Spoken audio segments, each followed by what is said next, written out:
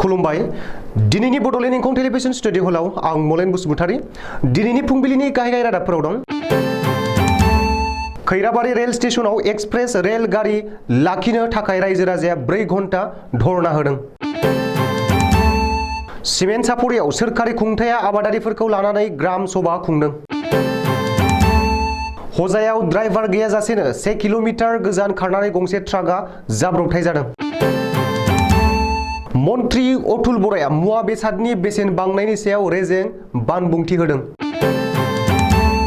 सालबारियाव मोनसे गिख्रंथाव जाथाय गेलेबाय थानाय समावनो फुख्रियाव गोग्लैनानै 2 गथ'सा जिउ खहा। दानिया फैदो आबुं रादाबाव।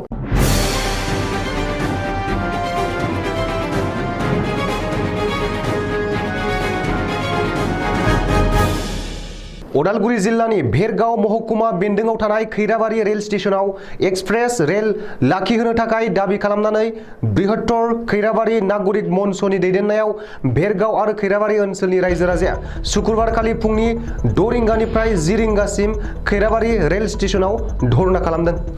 बृहत्तर खैराबारि नागरिक मन्चनि आफादगिरि प्रिटिश रन्जन देव आरो गाहाय नेहाथारि दिपेन देखामोनहा खौरांगिरिनि सिगाङाव फोरमायदों दि थांनाय 2018 मायथाइनिफ्रायनो बृहत्तर खैराबारि नागरिक मन्चआ खैराबारि रेल स्टेशनाव एक्सप्रेस रेल लाखिनांगौ होननानै दाबि खालामबोदोंमोन। नाथाय रेल बिफाना जागोन होनै खैराबारिनि रायजो राजाफोरखौ थगायबोदों। लोगोसे एमपि दिलीप सयखियायाबो जेबो राहा लायाखै आरो हेफाजाब होआखै होननानैबो दुखु मोननाय फोरमायदों। जेब्लासिम रेल बिफाना गावसोरनि दाबिखौ गनाया अब्लासिम बेबायदिनो डेम'क्रेटिक सोमावसारबाय थागोन होननानै गोख्रोङै बुंबावदों। धेमाजि जिल्लानि सिङाव थानाय सिमेन्ट सापरि गामि पन्चायतआव आबाद जुनार फिसिनाय रेशम खुन्दुं लानाय आरो दानाय लुनाय बिफानफोराव सोलिबाय थानाय आसनिफोरनि सायाव जर'खा गामियारि मेल एबा गाव सभा खुंदों।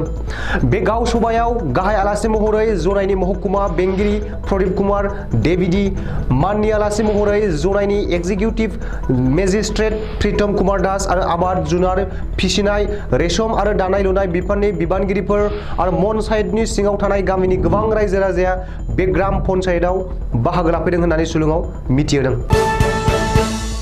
हजाय जिल्लानि लामदिं उदालि तिनिआलियाव 54 नं हादरारि राजा लामानि सायाव ड्राइभार गैयाजासेनो 1 किल'मिटार गोजान लामा खारनानै गंसे ट्राकआ जाब्रबथाय जादों।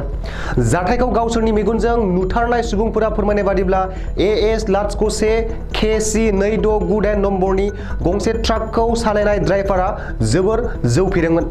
खारफुनाय ट्राकनिफ्राय ड्राइभारा बाज्रुमनानै गावनि जिउखौ रैखा खालामदों। नाथाय ट्राकआ ड्राइभार गैयाजासेनो फ्राय 1 किल'मिटार गोजान खारनानै श्यामल दास मुंनि सासेनि थाइजौ बिफाङाव सौदावहैदों आरो थाइजौ बिफांखौ सिफायहैदों होननानै मिथिहोदों। अदेबानि मा जाहोननि थाखाय ड्राइभारा लामा सेराव ट्राकनिफ्राय बाज्रुमनांगौ जादों बेखौ पुलिसनि नायबिजिरनायनि उनावसो मिथिसिगोन।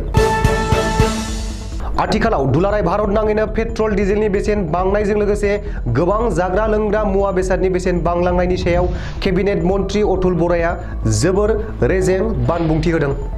थाव गुबैनि बेसेना बांदों बेखायनो बाङाय जानांगोन आरो गाइखेरनि बेसेना बांदों बेनिखायनो सिनि गैयै लाल साहा लोंनांगौ होननानै आसामनि रायजो राजाखौ सुबुरुन होदों। अदेबानि मन्त्रि एमएलएफोरनि बेबायदि रेजें बानबुंथि होनाया गोदान बाथ्रा नंला।